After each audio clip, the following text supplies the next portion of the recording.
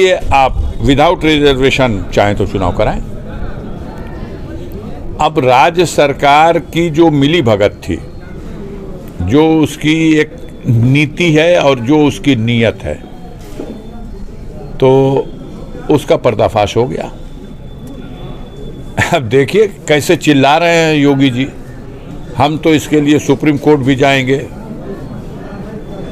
हम तो इसको नहीं मानेंगे, हम आयोग का गठन करेंगे और हम पिछड़े वर्ग के लिए आरक्षण की व्यवस्था दे करके ही चुनाव कराएंगे, भले ये चुनाव मार्च अप्रैल में हो।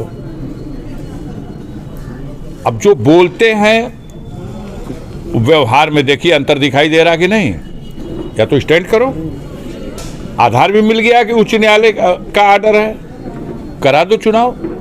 लेकिन मालूम है कि अगर करा देंगे बिना रिजर्वेशन के चुनाव तो आकबत खत्म हो जाएगी।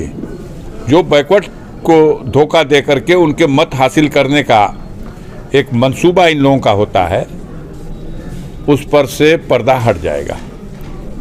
और बैकवर्डों में लेके इस बात को बहुत चिंता है, बहुत ही चिंता है।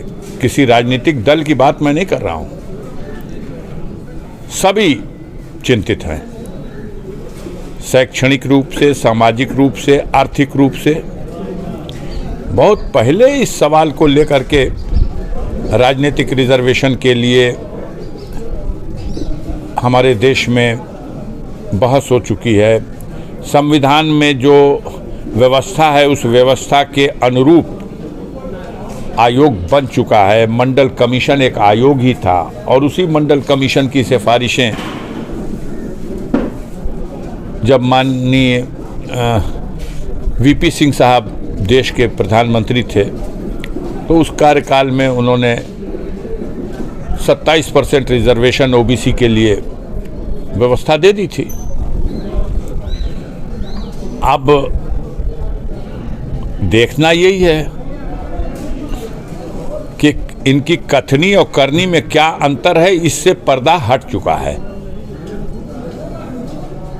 एक तरफ देश के अपर क्लास के लोगों को ये संदेश और पैगाम देते हैं कि हम तो विरोधी हैं रिजर्वेशन के, यही संदेश होता है और यही गलतफहमी लोगों में है।